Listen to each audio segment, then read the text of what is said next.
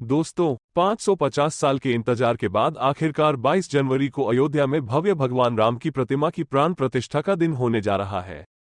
इन सबके बीच रामलला के अभिषेक की प्रक्रिया अलग अलग संस्कृत तरीके से चल रही है और अब उन्हें गर्भगृह में विराजमान किया गया है। हम रामलला की मूर्ति के बारे में और भी बताएंगे जिसका आप बेसब्री से इंतजार कर रहे हैं।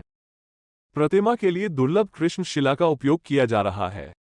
कृष्ण शिला की एक विशेषता है, इसका चमकीला नीला काला रंग का पत्थर भगवान कृष्ण के रंग के सबसे करीब माना जाता है, इसलिए इसे ये नाम दिया गया।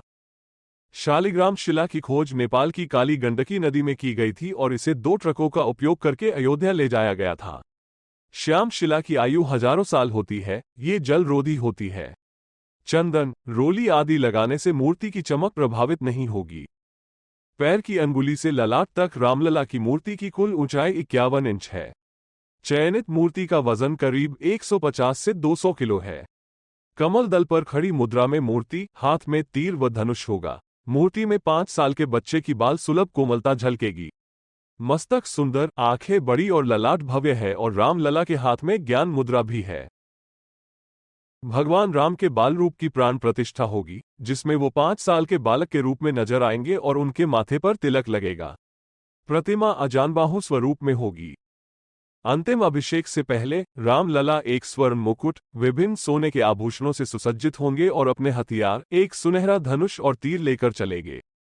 रामलला के शीर्ष पर ओम, स्वस्तिक, सूर्य और शेषनाग होंगे।